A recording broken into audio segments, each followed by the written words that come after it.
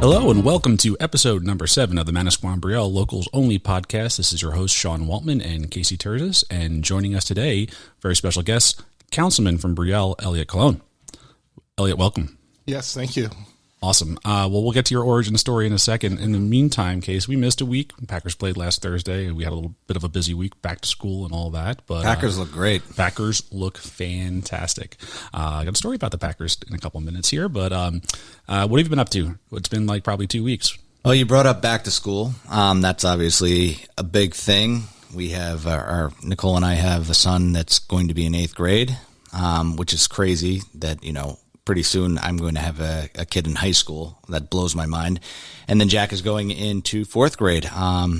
They're excited to be back. I'm excited to have a normal schedule and somewhat of a life back. Missed the summer already, but I love the fall in Manasquan Brielle. So I'm excited for that. Also started the Landmark Fitness Challenge this week. I'm day 5 in. I'm exhausted and I'm very, very sore. That's a great endorsement. Well, I needed some motivation to get back in shape, and the idea of winning $1,000 and a lifetime membership, is motivation enough. That's pretty cool. How long does the challenge last? It's a 10-week challenge. Oh. And some of our friends have won it. Adam Leone, Emily Rovar, Randy Poist, and I have been working out a lot together. So it's fun. It's just really, really tough, and my body is adjusting. Well, that's good. Yeah, you mentioned back to school. Same thing over here. Nice to have a structure again. Kids are excited. Brielle back to school went really, really smoothly. Having a nice sunny day for the first day always helps with the traffic and drop off and stuff like that. So no real complaints. Kids are settling into their classes pretty well. Other activities, we've got fall baseball, flag football has started. Of course. The fall is probably one of the busiest seasons, I feel. It's one of our best seasons. Still get to go to the beach, still get to fish. We had Brielle Day. Brielle Day was great until the rain came. And by the time I got there, it had just started to rain, so that was the end of it. I felt bad for the Funk, great band that was going to be playing.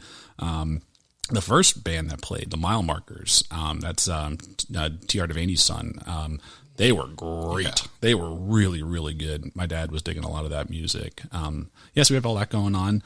Back to work for me full time. And I feel so bad for you. Well, I realized, we skipped it, and I'm like, oh yeah, what was the difference between when we first started? Oh, I was on vacation. Yeah, it was a big difference doing the podcast then. Other notables, Saturday morning, I had half a cow delivered.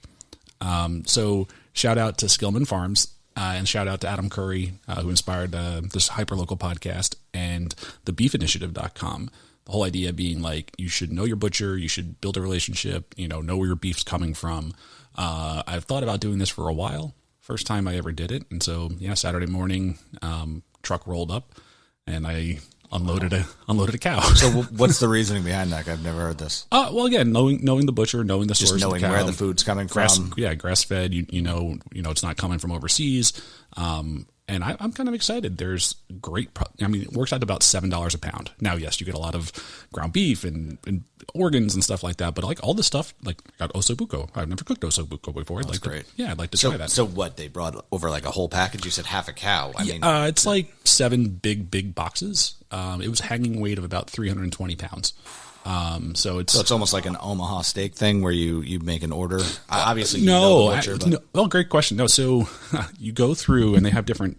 People have preferences what they might want. They might want more steaks. They might want more roasts, and so it was kind of hard to coordinate. But this Brazilian butcher ends up calling me, and we're walking through this whole process, and he's like, "Oh, you like it that way? I can do 1.5 2 inch." I'm like, "Yeah, I want the porterhouses." And so you actually design your cuts, and then they part it all out and.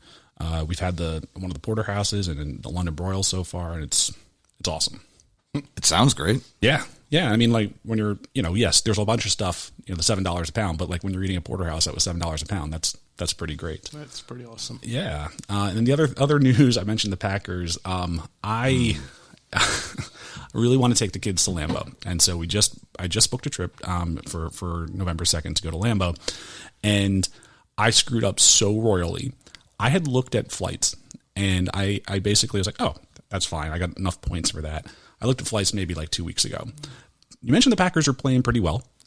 demand has gone up quite a bit. I believe it. So I'm like, okay. The flights, I know they're going to be cheap. Then I got the hotel, and I'm like, okay, that's a little bit more expensive than I was going to plan. And then I got the tickets, and I kind of splurged on the tickets. So then I'm like, I buy the tickets. I have the hotel. I go to book the flight. $8,000 was what was quoted. I was like, what? Well, I didn't pay that, but that's basically what was going. And I'm like, you realize this is Green Bay? Like, we've been there, like it's there's not much going on in their Packers for game. 3 tickets or 4. For 4? No. That's a flight. The flight was not like going to Tokyo. Yeah, exactly, exactly. United wanted $8,000 to fly in on Saturday and fly home on Monday. So needless to say, I had already bought the tickets on StubHub, and so now I'm sunk into. But I mean, 8,000 for 4 people to fly, or yeah, for 4. Okay. Yes, but still, right? It's insane. I get it. Oh, his point. Yeah. That flight should be like $300 round trip max, right? And it is on Tuesdays and stuff like that. So anyway, now I'm in a sweat. I'm like, okay, I can sell the tickets, but maybe now I got to list them again. I'm going to take a bath on those.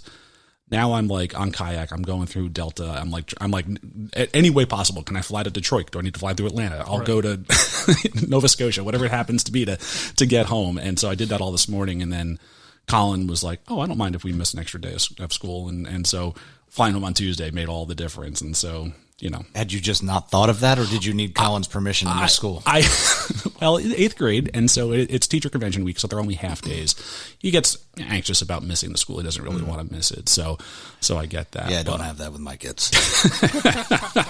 Believe me, it's not the same thing with Nolan. But anyway, enough about us. We've got a distinguished guest here. So Eliot, thank you so much for joining. You reached out really early on when we started this, and we've known each other for quite some time, but why don't you introduce yourself and tell us how you got to Brielle? Sure. Well, Eliot Colon, for those of you who may be a little confused how to pronounce my last name, and I understand that completely. But Eliot Colon, and I am a Brielle Councilman, also co-founder of I.F.C. United, a local Brielle-based charity, and also a senior vice president at Echo Select, based out of Kansas City. I arrived here in 2006, so this will be 19 years in Brielle.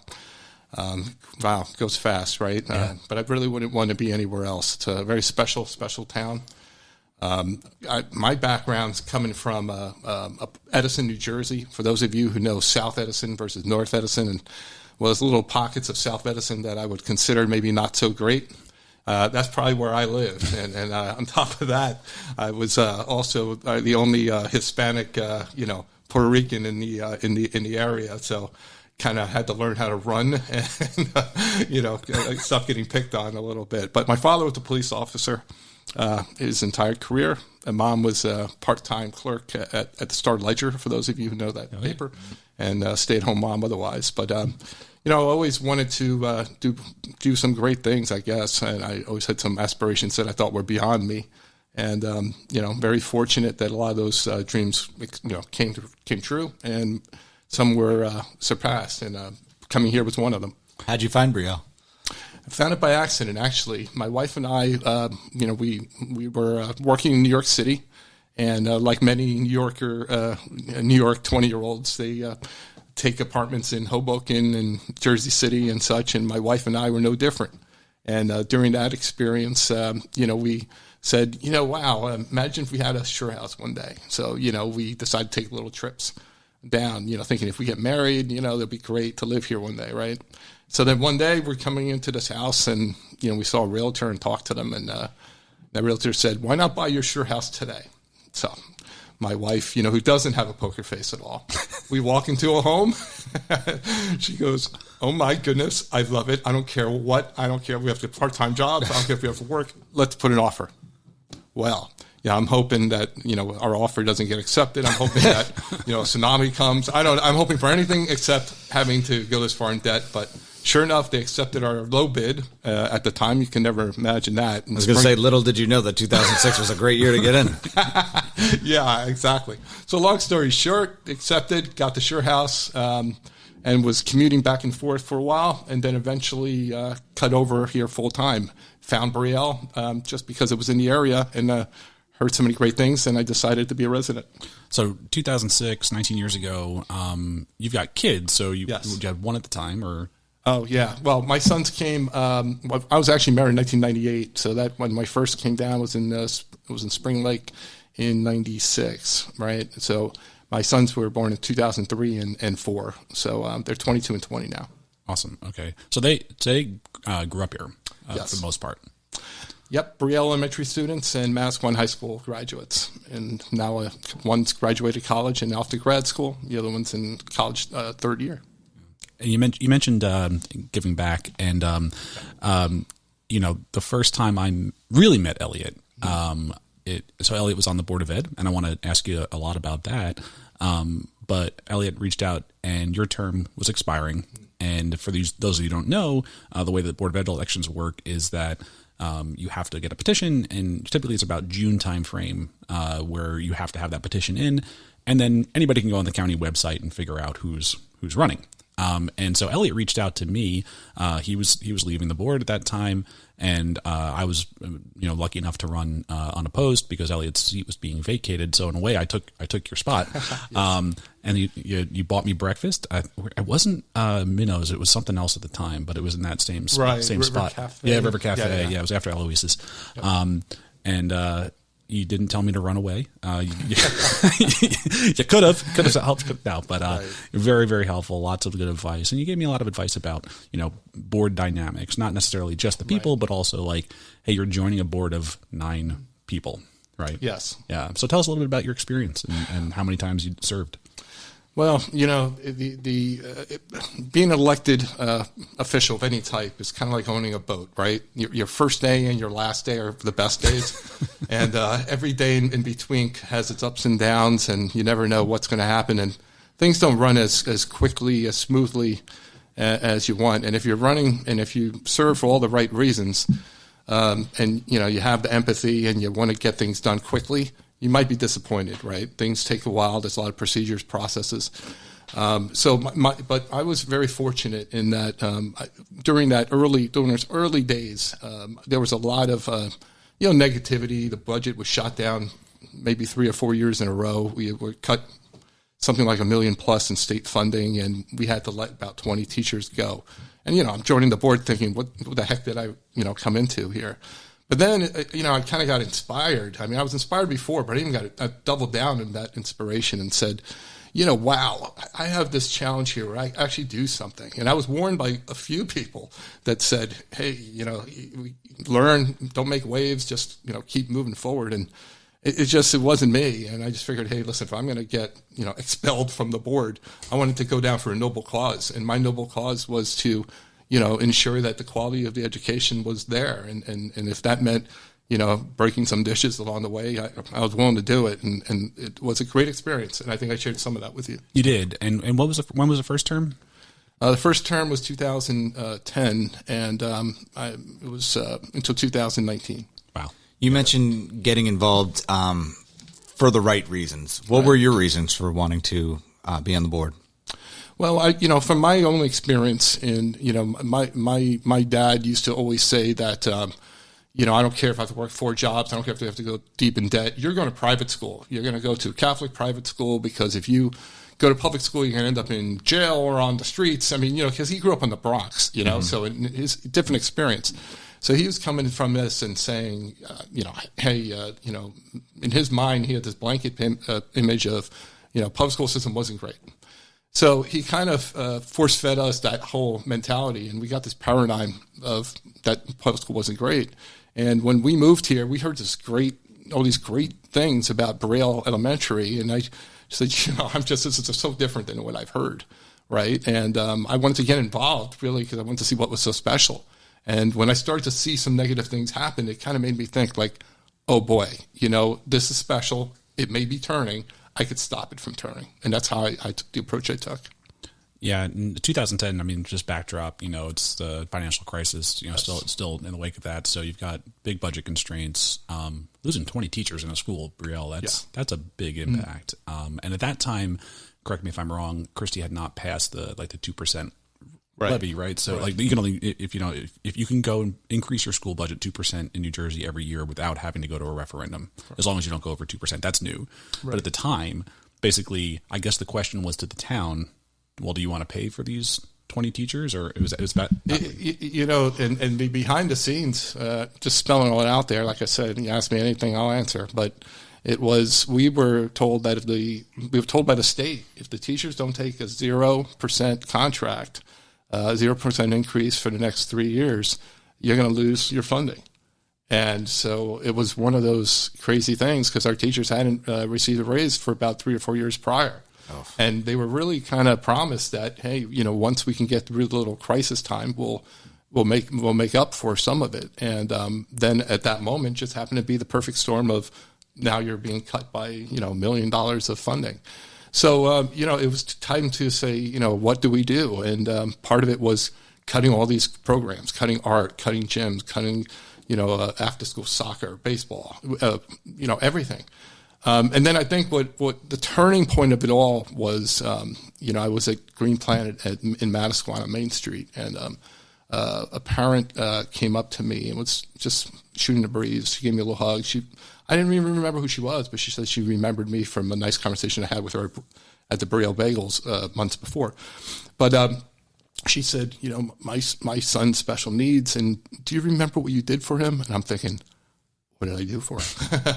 And then she said, you talked to him after a Board of Ed meeting, you gave him all this advice on what to do, and you told him you're going to make sure he has an aide, and it changed everything for him. And I just said, what, screw this. I came here for a reason, right, to do something. And that's when I just said, buckled down and said, we're going to get all these programs back. I started talking to some of the higher wealth individuals in town. I started talking to the businesses, started getting other Brielle board members involved, some of the administration involved. And I said, listen, our town's pretty affluent. They can help us here. And sure enough, a lot of generous people came forward, and we were able to get most of those programs back and some of the teachers. But outside of a standard budget, these were privately funded. Yeah. And there's things that still remain today, like Media Studio, and there's a number of those things that school couldn't have afforded if it just went to the general budget. If it just went to general budget, we were in a position where everything had to go for vote. And at the time, it was, there was a real negative community, and not just our community. In most of the communities in New Jersey, it was hey, we're not going to vote for raises for anybody because the economy wasn't so great at the time. Yeah, so that's a great turnaround there. Things got better. Teachers eventually did get a contract. Did you work with Joe on that, or were you ever on negotiations for? I was on the negotiations for about 5 years. Oh wow! Okay, yeah. Okay. So you did eventually get a contract. And, yes. Yeah, that's great. Yes. And I know how your term ended. What was going on there? But what else did you encounter there? You mentioned not being afraid to break plates and everything else. Well, yeah, and like I said, there was a lot of great, and the great far outweighed any negatives. But just seeing how the community may view things, and maybe the old quote of all politics are local. Well, I think it's the same when it comes to family, school, education, and everything. It's what's going on in individual homes that is really telling, and kind of steered a lot of my thoughts, and having empathy for that the person who's complaining about something has something going on that's very real to them. I mean, I've had parents practically in tears because they said, "Hey, my child is gifted and talented, and there's no program for that. I'm afraid they're going to fall backwards. Why don't you take some of the money from special ed?" I've literally had people say that. And then I've had people on the flip side said, my child's special ed, why are we, having an advanced, algebra class, So it's knowing that you have to have a balance. And like I said, I'm just a little too thin skinned, I guess, but it does impact me when I can't help everyone. Got it. So yeah, I mentioned the end of the BOE era. You were on the board during COVID. A terrible time. Yes. Very, very popular time for school boards.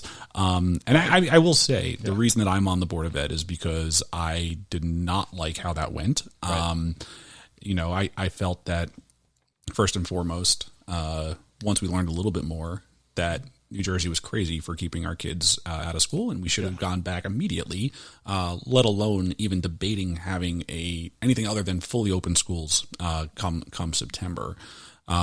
So that was really my thing. Like a lot of parents, I'm sure, you have young kids in the house, right? And now all of a sudden you're still trying to stay employed. You're I was overseas. I had to come back. No hardship. I was in France. The day that I realized I made that sound a little grandiose. I was in France and got recalled and said, "Hey, you got to come back to New Jersey." And then I'm locked in the house, it's fine. But you are also now teaching, and I was just like, we have to be able to do better. A lot of teachers did a great job. Not all of them did. Some of them, I think, were like, "School's closed. I'm done." And so that pissed me off. Like, just really pissed me off. And that was the reason that I decided to join the board. But that's me. I wanted to ask you, you're on there as these, decisions are being made. Mm-hmm. What are we doing? And a lot of it was out of your hands, I'm sure. But like, how did that time go? Well, we were getting mandates from the state that were flying left and right, and many were contradictory from the last one, right? We were being told basically, how to teach one day, and the next day telling us that we need to give autonomy to the teachers to do their thing, that we were overreaching to do otherwise. I mean, we were told that this was going to end every 2 weeks, in 2 weeks, probably 10 times, right? It was a horrible time in that there were a lot of decisions that, in hindsight, you wonder, what was, besides the big forest in Trenton, how did this get to the point where it was so, imbalanced and not a focused response? Because when we finally seemed to get things all together, and you were joining, at that time, it just seemed like the wave had passed, right? And we probably could have done something maybe a few months before at least. If I had to look back and say, we could have done a little differently, I think we probably could have communicated with Trenton a little bit more. And I think a lot of towns probably should have done the same thing, was to get together and say, Trenton, what's the plan here? And how can we say that this is just going to continue in status quo because it's hurting our kids? Yeah, absolutely. Couldn't agree more. I think one of the challenges that I've learned being on the board is that some of those things come at a cost, right? Mm-hmm. And it may not be obvious to the public sometimes. I've been on the record fighting against some of the more progressive agenda items that have come up, and a lot of times, especially you're on a board of 9 people, you have to convince them that it's worth it. But then at some point, it's like, are we going to spend the resources to fight this, to fight Trenton? Right? That's a conscious decision that you have to make. Right. It's not as easy. I mean, we can write a letter, we can write a memorandum that says, we disagree with this. It doesn't have a ton of teeth. But then you also see districts that end up, dying on a hill because they're spending so much money to fight something that ultimately, Murphy wasn't going to change his plan at that point in time. I think that's pretty obvious. But a lot of negativity there. What did you see as good that the school district did or that the town did during that time? I think what I found, like with every negative experience, there's some silver lining, and I think the silver lining was the community really came together. There was a lot of experiences that even my sons talk about today that really, were things that they found endearing. They had some local restaurants open up and just give free food away, just to have a party in a parking lot. They had, police officers, socializing more with kids on bikes who were riding by from their cars from a distance, yes. But, it just seemed like the camaraderie in the community was at a real super high. I didn't really hear a lot of the negative stuff that you hear just daily and prior or since. But then you had a really good, I would say felt really community tight, even though we had our issues, it did come together. Yeah. I mean, a couple things I note from the school in particular is pulling the play forward or the musical. I guess they were working on Annie or something like that at the time. And that was supposed to be the weekend. And I think everyone saw the writing on the wall and said, we're doing it now. Yep. We're going to pull it forward. And these kids have been working really hard on this and get it in before the, everything gets closed. Sure. The other cool thing was, the kids got the Chromebook distribution. Yeah. And, I remember the vice principal standing on the stock, people driving around and opening the window and throwing in a Chromebook. That worked well. And then there was the teachers parade where they all drove through town and went past the houses. Little things like that, Yes. So I know that every school kind of did this differently. Mm-hmm. What did Brielle land on? Because I'm not quite sure. I remember you not being happy, Sean. I wasn't happy, and I pulled my kids out of it because I thought it was the dumbest possible idea in the world to go to this hybrid schedule. And basically, your kids would be Monday, Wednesday, or Tuesday, Thursday, and then they would cycle like those gas lines in the 70s. These are kids, and they need to be in school. And so, yeah, we pulled both my kids and went to St. Catherine's for the year. We couldn't wait to get back to Brielle, but that wasn't going to work for us, this hybrid BS.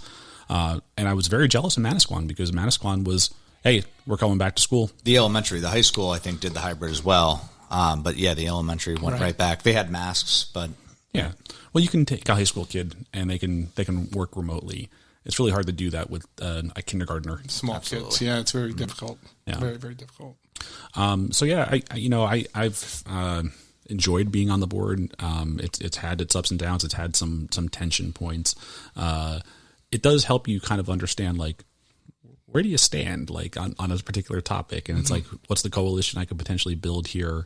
Am I really off base? Do I understand my community? Like, it can actually teach you quite a bit about where you stand, without having to, bend your values. Just kind of be like, maybe I should give that another thought. We've had no shortage of challenges with the current administration in Trenton for the last 8 years in terms of mandates and policies and stuff like that. And I certainly hope that changes. Anything else on the board before we?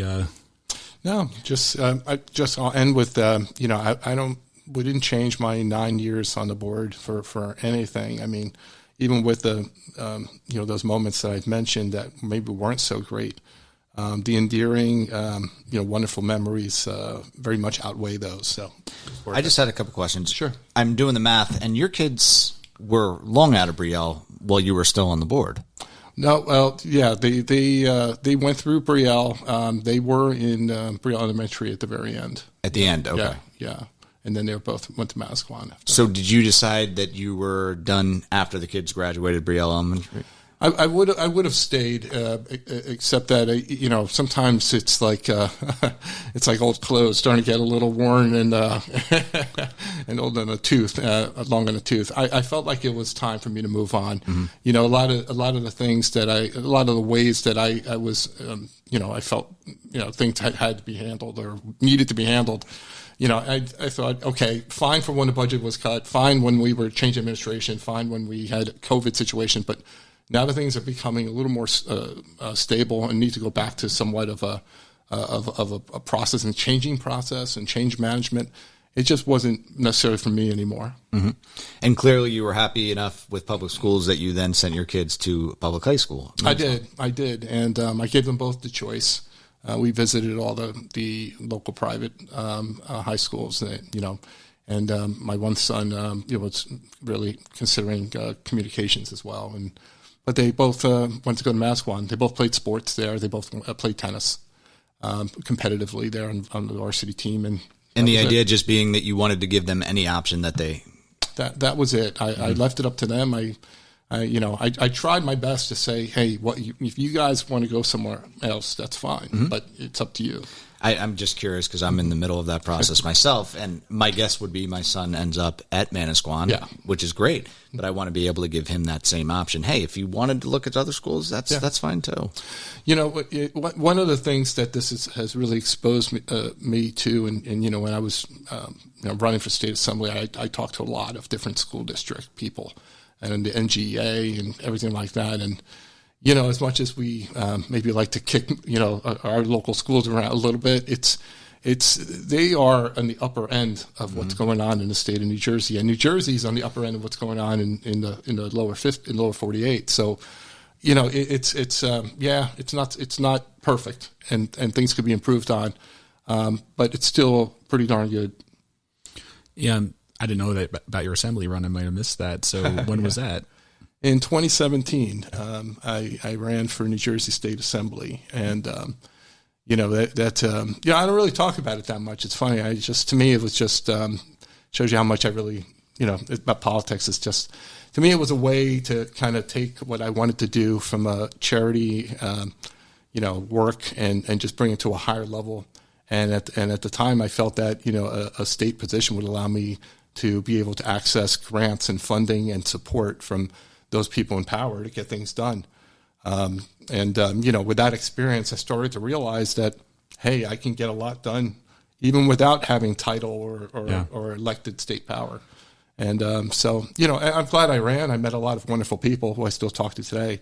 But, realized that my end goal wasn't that. My end goal was more about what I'm doing today. Very similar to Mangan's story, right? Like that professional politic route. And and ultimately kind of the same conclusion that you could do a lot more locally. Was that a primary with Sean Keane or? Yeah. Who I'm very friendly with. I mean, it was, people on my team. I had a campaign team. It was 6 Democrats, 6 Republicans. It's funny. And that's the way I am. I mean, it's just, I'm not really thinking about it party wise. I'm thinking about it, how do we, help people. And so, it's probably why I didn't win. Coalition, they weren't ready for it. No. All right. I do want to talk about the charity. I see the I.F.C pin on your collar. I see it with you all the time. Tell us about that. You mentioned co-founder and chapter here in Brielle. So tell people about I.F.C. Yeah, well, I.F.C. United, it's Integrity Family Charity. It was founded by myself and another Brielle resident, Andrew Chermark.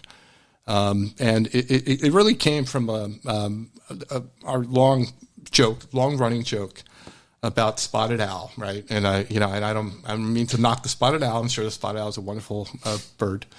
But it's about that, we had been to a few, very expensive per plate fundraisers, charities. And meanwhile, people were stepping over a homeless person outside to get inside the charity dinner to eat, right? And we had witnessed it firsthand, friends, neighbors, so who would really put a lot of time, effort, and energy to really large charitable organizations that we felt were doing a lot of good, but maybe we're missing some ground level things. So after a lot of different talks, this happened over a few years. Then you had Hurricane Maria hit Puerto Rico mostly, but it hit everywhere. But it demolished Puerto Rico, and I still had a few relatives down there, and I was in the middle of an assembly run, so I had events, 4 events a day, and I think between that and these discussions with Andrew, I just said, what the heck am I doing? Going to these fundraising events and political events when I could be, I have 400,000 United miles. I have enough money in the bank that I can help people, and I have time. If I don't go to these silly events, why don't I go and there? And I got 5 or 6 Brielle residents with me. We rented a couple of trucks, bought about 50 generators. You went to Puerto Rico? Went to Puerto Rico. Lots of, a lot of support, a lot of local support. And we went there and we spent 5 days doing some really good work. And I remember coming back and I had 2 newspapers trying to meet me at the airport for an interview. And tell us about this, how the assemblyman went to Puerto Rico. I said, you will not hear, this has nothing to do with that. I'll talk to you after the election. And, it just, I think at that point I kind of felt like, oh boy, I don't know if this was perfect for me. Well, let's go a little bit deeper there. What is it like going on a commercial flight into that zone, like right after that? Well, like I said, I had a lot of local support. A lot of people in town seemed to know someone who knows someone who knows someone. Got set up while we were there with supplies. Some relief workers met the governors of the mayors of about 4 different towns there. And it was complete devastation. Complete devastation. Kids without clothes, people who had no water, who were very ill because they were drinking from streams. It was tough, and we spent pretty much almost like 18, 20 hours a day just finding people to give stuff to and help. And I really didn't want to feel like, hey, we're just here and we're wearing the fancy T-shirts and saying, oh, we're here, the Brielle Relief Team. I really didn't care who knew me or why. I just wanted to help as many people as possible for as long as I could until the money and supplies ran out. Was there anything that you wish you had brought once you got there? Yes. Yes. I wish I would have bought water purifiers. The simple thing is a Brita filter. I just didn't think of it. And, those Brita purifiers right? I mean, I brought a ton of supplies and generators and stuff like that, but the Brita filters, just clean water. Must have been very hard to leave. I mean, 5 days, I'm sure you did a ton of really good work, but after 5 days, it's still a mess after you leave. Yes, it was. We barely made a dent, talking like a whole, barely made a dent. And, but, I still recall a lot of people who, still reach out to me every year, from that experience. So that was 8 years ago, 8 years ago next month. And, I got to say that was a life changer. The very next year we started I.F.C. United. And where did it grow from there? I.F.C. United. Yeah. Well, we started I.F.C. United the November 1st, about a year and a month right after that experience and after my several talks with Andrew. And that's when we decided to focus, local things mostly because that's stuff we can touch and feel. And there was also, and I have to give Andrew a lot of credit. He convinced me that there's a lot of these hidden needs that maybe we weren't seeing in town. I'm thinking about these devastation areas all over the country, but then I'm hearing about these really sad stories in my backyard. So to actually spend the energy to seek out those local causes and do something about it is what makes I.F.C. special. Do you feel like there's like a specific niche or something like that the churches or other charities miss that you guys really hone in on? Yeah, I think that the churches and most organizations, smaller organizations, and I understand why, they're more reactionary. They'll put out food pantry. You go and get food. They'll put out a giveaway. You go and pick up a jacket if you're homeless or you need a jacket. Or if your kid needs supplies, here's where you get supplies. The tough thing is that either sometimes people are scared. Sometimes they can't get there. Or they're embarrassed. Maybe they're trying to keep the airs to their neighbors, to the right and left of them, that everything's okay. Everything's okay. And it's most people don't want to say that they need help. So your charity, are you providing people with financial assistance or housing assistance? Well, it's smaller things. It's smaller things. It's things that fall under the radar, like. We had a team go and rebuild someone's pavers. This elderly man who just couldn't get out of his front door without tripping and falling. And we're not even sure. He used to say I think his son said he lived. He said his son lived like near the side of the country or something. I don't know. I used to bring this one other lady coffee every Sunday. It started with me just helping her bring out the garbage, but then I brought her coffee one day and. She said, "Are you bringing coffee next Sunday?" It was just companionship, right? And we've brought people groceries. We've helped people buy walkers. We help someone fill out a CVS form so they can get delivery of their pharmaceuticals instead of having it. They're always missing because they can never get it picked up. It could be a little of everything, but it was stuff that falls under the radar of Main Street charitable giving. Essentially, it's stuff that doesn't make headlines, but it's very, very meaningful and impactful to the people we help. And how do you raise your money? Do you put on events? Do you have private donors? We only have a few events. It's a table tennis tournament every year that surprisingly raises a lot of money. You did at the firehouse? At the firehouse, yeah. Yes. We also do a couple raffle type events, but mostly it's. Surprisingly, every month, I get a check or two in the mail. It's most of these people, I have no idea who they are. What's recruiting like? We talked to Dan West at one point about the importance of volunteerism, especially in a small town. Are you seeing any trends? Do you need people? Yeah, right now we have 40 of these reaction people that I email and.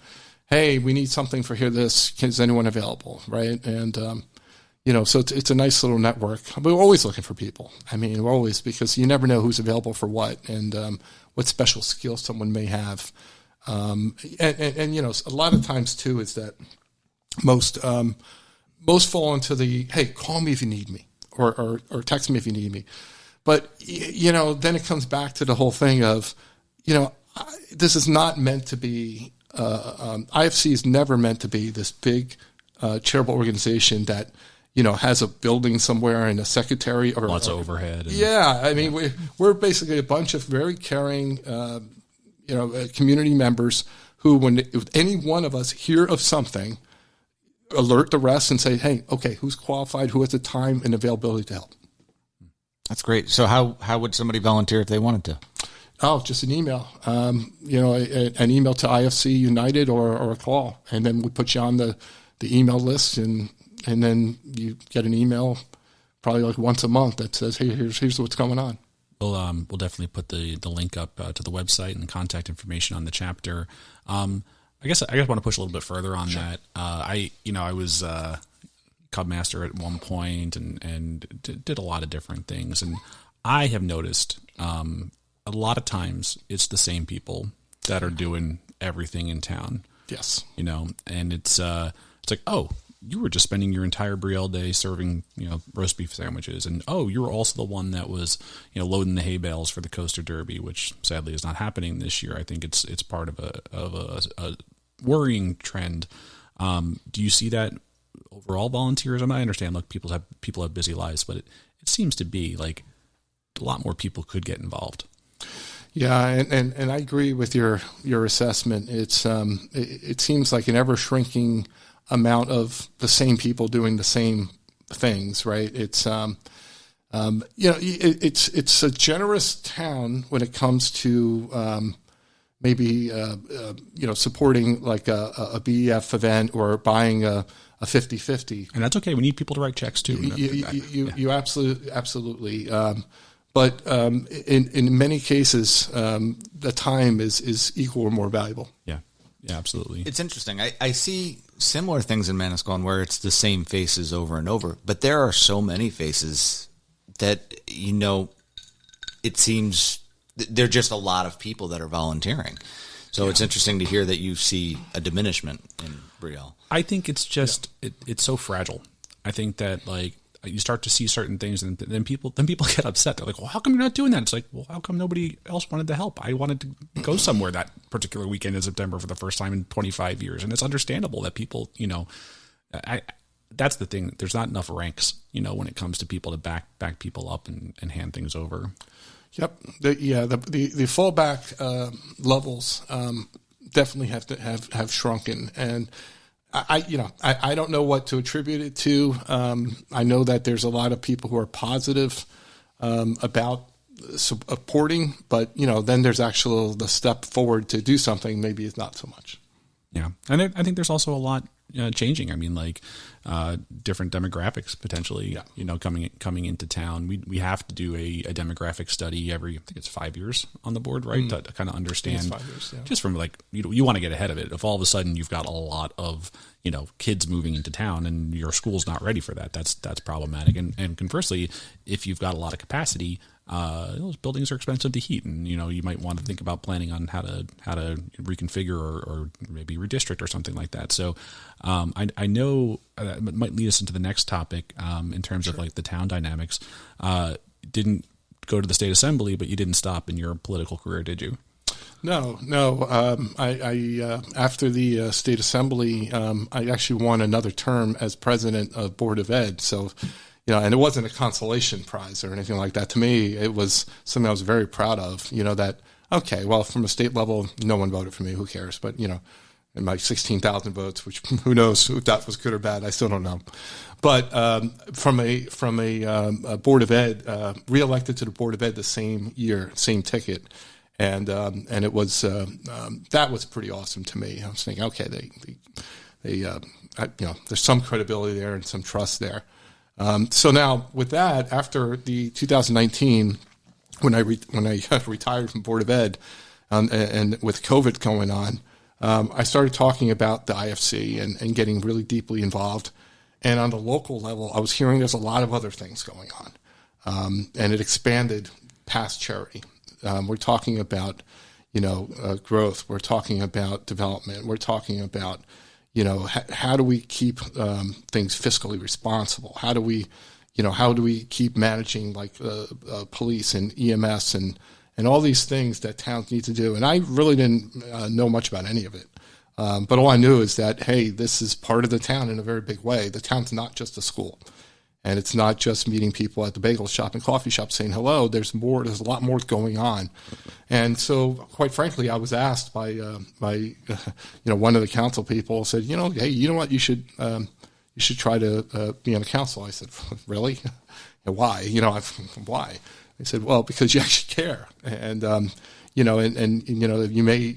I feel like you're going to work hard, and whether this turns into 10 years or if it's just one term. It'd be nice to have fresh blood in here of somebody who has a school perspective, community first plus attitude, and who doesn't have any agenda. And that was me. Compare and contrast them in terms of level of effort and pressures and stuff like that.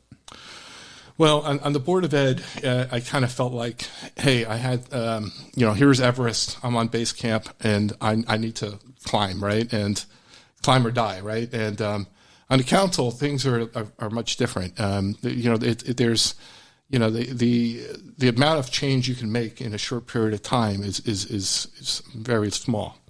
If you think that there's procedure and process in the Board of Ed, there's even more on the council, right? And that sometimes makes me sad, right? Because I know that there's things that I would want to do and that people in our town want us to do, and it's very difficult because you can't just say, hey, I can't because of blah, blah, blah.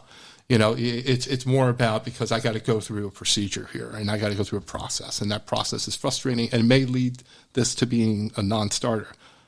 So all I can do is say, hey, I'm going to listen more than I speak. I'm going to take all this into account, and I'll do my best to find a resolution. Now, I mentioned we had Mike on.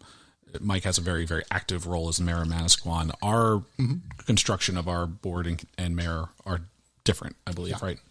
Yeah, we have what's called a weak mayor, strong council. So our mayor, only votes for tiebreaker, and we have committees made of council people that are driving most of the town, from public works to public safety, as an example, to finance and accounting, part of taxation. So there's a lot of different things, but it's run by the council. And so 5 times more work than Board of Ed, 10 times work. But you mentioned that it's like there's two levers. There's like how much effort you're putting in and how much progress you're making kind of at the same time, right? So yeah. And I would say probably more work on the council,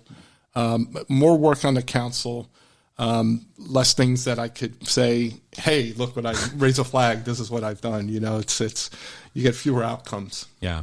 So what are the big hot button ones? We'll get to this one in particular, but what else is going on? What's top of mind for the council and the town and the character and the population and everything else that we're looking at? Well, we have a water issue, right? We like many of the surrounding towns, we're trying to control water costs. We have breaking water mains, it seems like every couple months. We're trying to invest in that, and it's going to be expensive. We're trying to, we have to limit our consumption. At the same time, we're trying to do a lot of repairs and upgrade to our facilities, and it's that's a big one. We also have an affordable housing issue, just like many other towns, most towns actually, New Jersey. And our development is seizing the moment. All right, the developers are seizing the moment. And then probably say if you had to round this off to a top 3, obviously the third is the various roads that we have, and we have a lot of people talking about the e-bikes and our way that we're trying to manage this explosive growth in these what's pretty much unregulated vehicles. And how do we handle that before someone gets killed? Yeah, those are 3 super meaty topics. Let's start with the e-bikes, because there was a significant story this week where a teen from Manasquan outran the police, did a number of things that forced him to now have his license suspended, or when he gets a license, when he's eligible, take a driving classes and stuff like that. Sounds great to me. I do think it's super dangerous, as so many other folks do. The biggest concern is not following, like when you're riding at 18 miles or you've souped it up so you can run 40 miles and you don't have a helmet on. And there's a kid on the back. And handlebars, and they're coming down the wrong way. And I I can vision it, like, because I've almost done it, making a right off of Fisk, which, by the way, is the only way you're supposed to turn off of Fisk onto 71. You're never supposed to make a left-hand turn. Just a point of contention there, because I hate when people do that. But you make a right out of Fisk, you're naturally looking to the left. You're not expecting anybody to be coming from the right, and here comes somebody on an e-bike at 40 miles an hour right past La Mondina, and it's only a matter of time. Right. And so why, and this is not to put, Gary on the spot or anything like that, here's my assumption. We had this administration, Matt Placken and Phil Murphy. You can't yell at kids. You can't touch kids. You can't talk to them. You can't tell their parents about stuff like that. But it's not just kids. It's workers. It's folks that you see on these bikes. Sure. Why did the police not get involved and stop that and issue tickets to kids that are under 17 not wearing a helmet? Like these laws are on the book. I mean, gosh, we got more laws than any other state, I think, in the entire country. Why aren't they being enforced? Well, they are being enforced, not to the maybe level that we would all like. I mean, but it's definitely vast improvement over things. Understand, we were all learning at the same time, and we were in many regards. The state was locking our hands behind us in some of the regulation and enforcement. Also too, this kind of sprung really out of nowhere. I mean, it's from a distance. You don't know if someone's pedaling or if they're really riding until they're right on top of you, right? And as you mentioned, a lot of the people doing illegal riding, they're actually adults, who are, it's hard to tell if it's a kid or if it's an adult till they're right on top of you. It's things are being addressed now that I could tell you will handle a lot of this, but ultimately they're going to have to really put down some serious enforcement laws from the state that are going to say, here's how you handle this. Here's what the rules are. In the meantime, I can tell you people are pulled over. People are questioned. People are, released to parents and after, a nice stern talking to. And if they were seen again, there would be a harsher handling of it. As far as what happened a few years back, I think we were all surprised. I mean, I know. I'll tell you a story. I think it was 4 years ago. I put a post out on Facebook and sent a letter to the Coast-Star about e-bikes. And I was blasted. I mean, if you look at the old posts, you'll see, this is government overreach. Why don't you let the kids be kids? Kids were doing crazier things back in the 80s.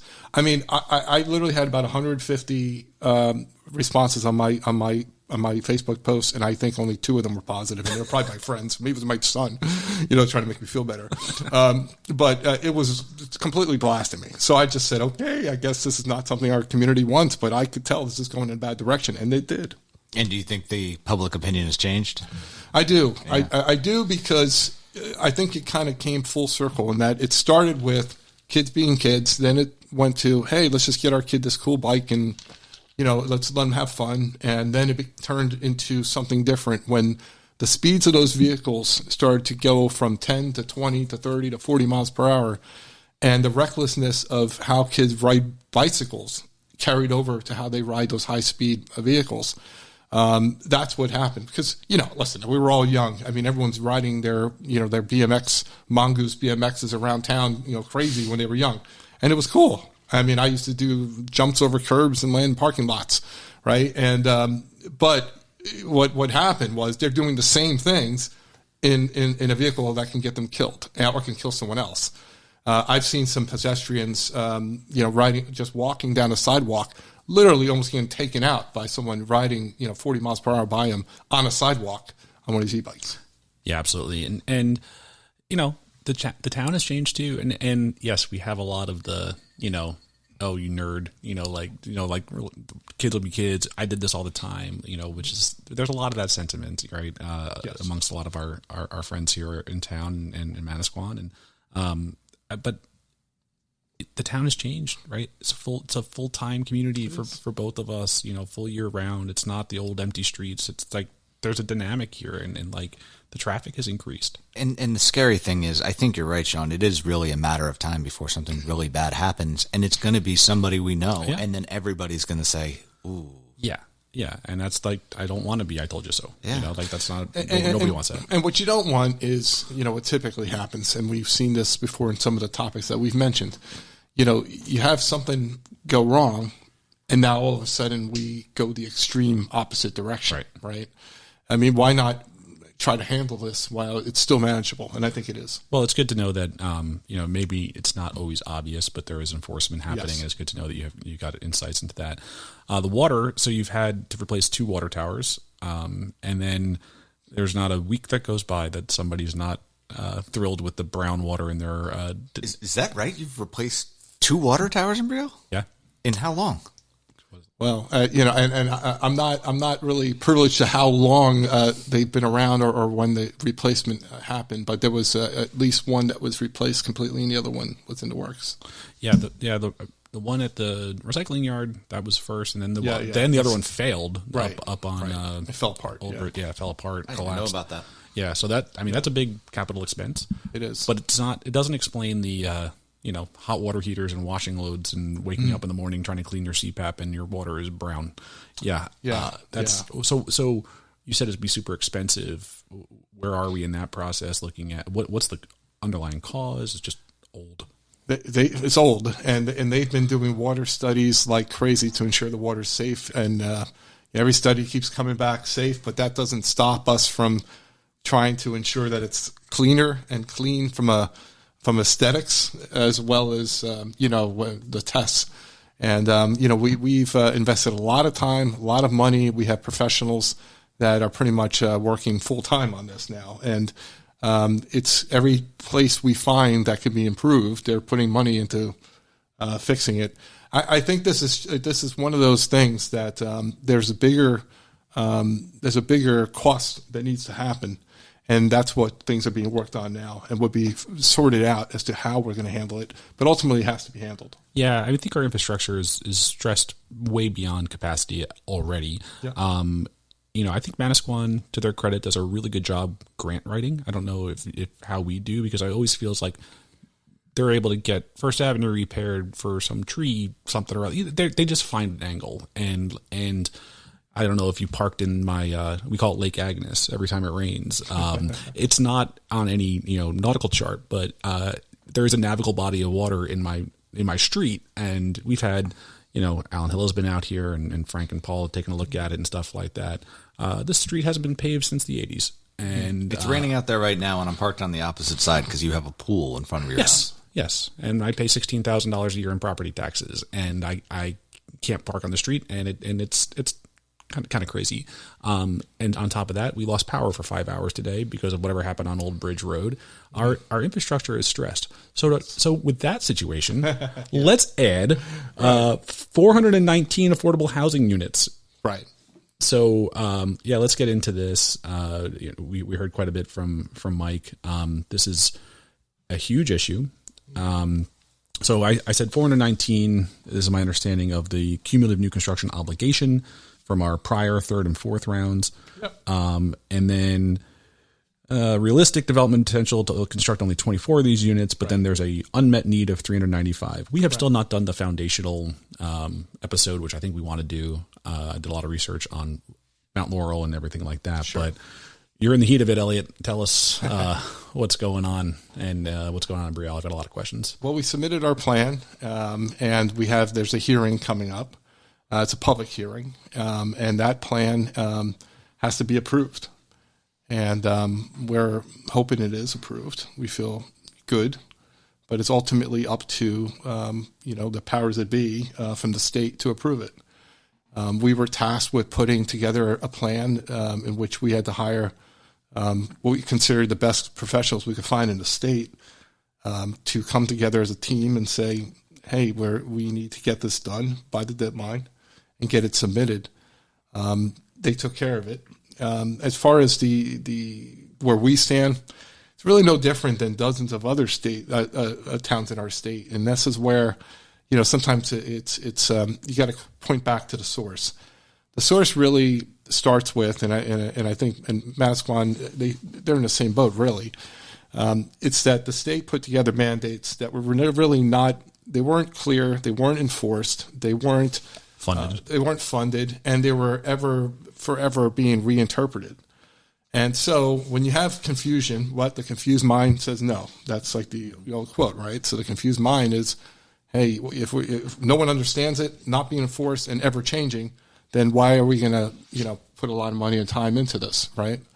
But as far as this is how this goes forward, and it's only so much I can talk about given the legal aspects of this and how it's being handled by the real legal pros.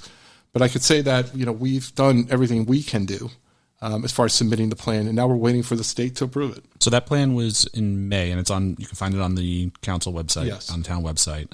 And so basically, we were trying to plan to meet 24 unit RDP through 4 specific projects. Right. So that gives us 25 credits plus some bonus credits, Right. is my understanding. And those areas are 628 Higgins, and then Roger Mumford Homes, Rathjen Road, Right. something at the municipal building, reconstruction, very interesting one on Borey Avenue. Okay. So basically, there's been a lot of opposition. The town has not Yes. been super excited about these things. Yes. And it's I don't blame a lot of people with the limited optics on it. Hey, I would be saying, are you doing everything you can? And I could say from sitting in my seat, I don't know what happened prior, but I could tell you that the team that's in place now has put us in a really good position to move forward with the new plan. Do you think? That's fair. You weren't there, but I have heard the criticism that not a lot was done, and that has hurt us and has made us a target. Yeah, and based upon the view of the town, seeing that, hey, there was no plan in place, and because of that, they're putting 2 and 2 together that says, hey, because there's no plan, that's why we're open to builders remedy lawsuits. You could also make the argument we're always open to builders remedy lawsuits, regardless of plan or not. But that's what we're trying to add as another shield, and that would be it. Yeah, it's crazy to me. I can't understand. I'm a free market capitalist through and through. I don't understand this program at all. I think it's actually a super expansionist view. I've said that before. I think that it's actually not correct. It's not in our state constitution, and the courts have just politicized this. And there's a drive from Trenton to drive as much urbanization across the state as possible. That's my opinion. But I think the consequences of that is, we could be in a situation where we've got school funding issues very, very quickly again. Look what happens in Toms River, like they're closing schools. Look, it could happen to us at any point in time. It's the fickle finger of fate from Trenton to decide, what happens.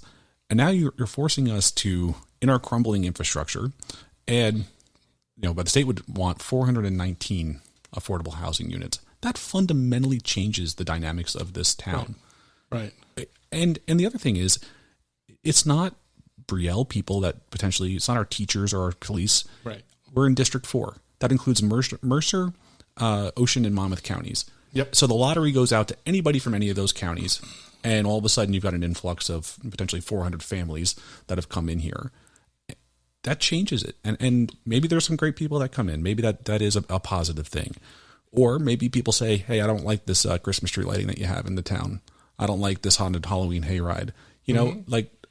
This is the problem that I see, and I don't know how it sounds like we have a plan to some degree. We're getting it shoved down our throats, and we're trying to come back with it. But we're going to have Aaron Feldman on. There's one of the things that I think is interesting. It's similar to what Manasquan did, and it's these overlay zones. Yep.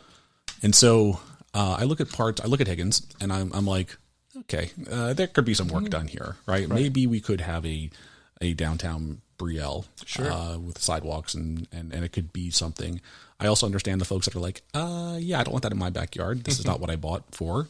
So maybe there is a compromise there. I don't live on Higgins, so it doesn't affect me today. But what I worry about is that it could be in my backyard, right?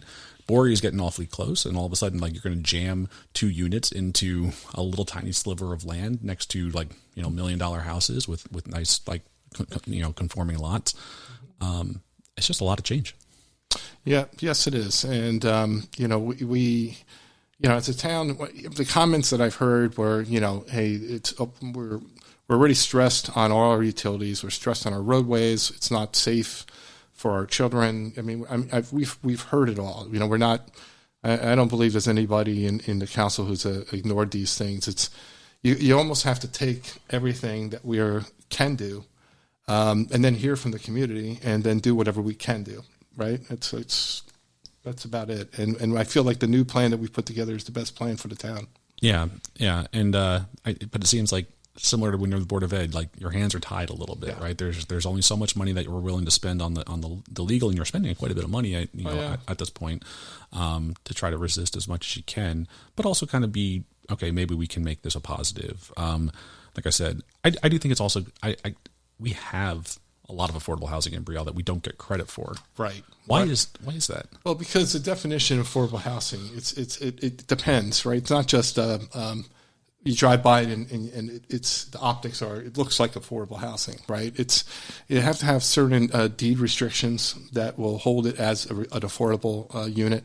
That means that deed can transfer, and it has to transfer the rights that are limited to that specific type of usage.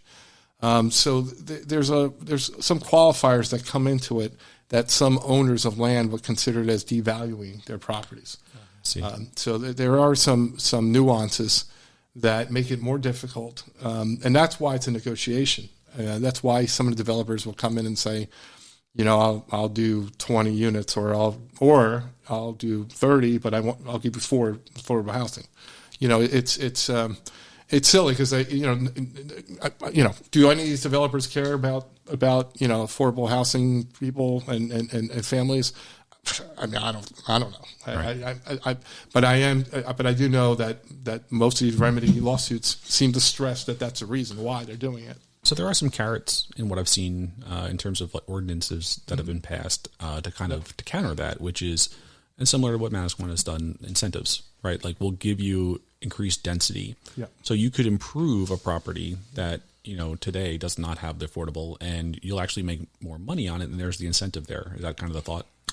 Yeah, I mean, that's an option, absolutely. And the options that we've pursued, have been all sorts. I mean, we've reached out, we've made public comments at our council meetings that we've reached out to various landowners in town and brought up various options with them. Surprisingly, most have turned it down. Yeah. So we've got to figure out the right incentive structure to make it positive, but also like there's some funding that could happen. Like if a nonprofit came and developed something, then you may get more units than a builder's remedy. Yes. You haven't seen any like uptake in that? So we're making it available, but people aren't jumping at that opportunity. That is. I mean, property is still very expensive in Brielle. So, the amount of return that a developer would want is pretty significant. And so it kind of limits sometimes what a developer's even trying to do in these locations. It's limiting it to either higher density or more expensive higher density. Yeah, I think one of the scariest thoughts to me is you look at some of these stories about multi-generational farms, and it's like, well, we need the land, we're eminent domaining it. You already go out and get after this property that the town owned on Boree. What stops them from being like, hey, you know what? Green Acres is just a little too big, and we could probably afford to put some condos in the park. Like, where does it end? Well, we're trying to make it end here. When I say end, I mean that the controllable side, make it more controllable is maybe the wording to use. Eliminate the uncertainty is another thing, right? Once we have this in place, we have certain abilities to push back. And that's what we're trying to use. You can only use all the cards you're dealt, right? Yeah. And, fortunately, we have had some of these developers who have been very, very good to work with and have actually come back and said, listen, I know I can push for higher, but I'll push for this instead. Work with me here, and we've asked them to put together plans that I think will be good for the town. Yep. And many have complied, some haven't. Well, I hope the plan is accepted. When do we find out? In a few weeks, I wish I knew, because they have an open session town hall, which I can't recall the date of, and soon after we'll know. Okay. You're involved in Rella's somehow. Yes. Okay. Want to tell us a little bit about that? Yeah, I'm an investor. I'm a partner. So there's two partners. Sam Chiarella, who's the managing partner, and then I'm the silent partner. You wouldn't want me making your chicken parm. No way. But I'm very, very it's been a wonderful experience. Yeah, it's been nice to have Rella's back. When we first moved in here, that was like my go-to because I'm on Agnes. It was like right down the street there at the Horn of Musket or whatever, La Medina now. Yeah. Can I give one piece of feedback? Sure. I liked the old chicken parm wings a lot better. Oh yeah, and I just small ones. Yeah, the small ones. What is it? Because they're using Bell and Evans? Like they're just small. It's like little chicken legs. You know what? This is like what's your favorite cheesecake place in Philly, right? We have half our customers like the smaller ones, and half customers like the bigger ones. If you go back to the small ones, you'll have the complaints that say, "Look at these little things," you know. But yet, I don't know. I think I agree with you a little bit. I was kind of nostalgic for the smaller ones. Yeah, no. So I still love the big ones. Yeah, and it's good to see something thriving there. Yes. Yeah, because that place has been through. There was just an overheard in Brielle about all the turnover from it was LT. What was there the longest? Charlie Brown's. Charlie Brown's, I think, was there actually the first place, but I forget the name of it. But Dinner Bell or Dining Bell or something like that. But the Charlie Brown's was there for a while. Yeah. Well, nice, renovation of that entire place, and it's a great town feel in there. Well, Eliot, right now, or anything else that you wanted to cover? I've been kind of driving the conversation a little bit here. Well, I can tell you this: I'm very happy to be involved with the things I'm involved with. It's been eye-opening being in this town for this long and seeing so many wonderful people that I work with or hang out with or associate with and getting involved with I.F.C. One of the things that I will say to people who are hearing this is that I.F.C. is not about this monopoly on charity. I mean, when I hired a lawyer to get this whole thing started on, the first thing I told him was, if 100 IFCs opened throughout the state of New Jersey, I'd be thrilled. So let's not make this restrictive. And I just want to point out that if someone decides in a different town that they want to open up something similar, I'll send them everything. They could just replicate. It doesn't matter to me. What matters to me is helping people, and if that's what it takes, let them do it. Awesome. Just wrap it up. Anything else other, for politics or anything for the town that you wish you could see in the next couple of years? People getting involved. Anything in particular? I'd like to see more fresh faces in council and council meetings. And also too, it seems like there's a lot of people that just go to Board of Ed meetings, a lot of people that just go to council meetings, and they're not necessarily the same people to different groups. Maybe just learning more about how they intertwine would be helpful, and maybe that rests on me and the council to do a better job of. Now that I say it out loud, maybe that's something I need to do and work on. Yeah, we'll get the next generation going here pretty soon. Eliot, thank you so much for your time. Thank you.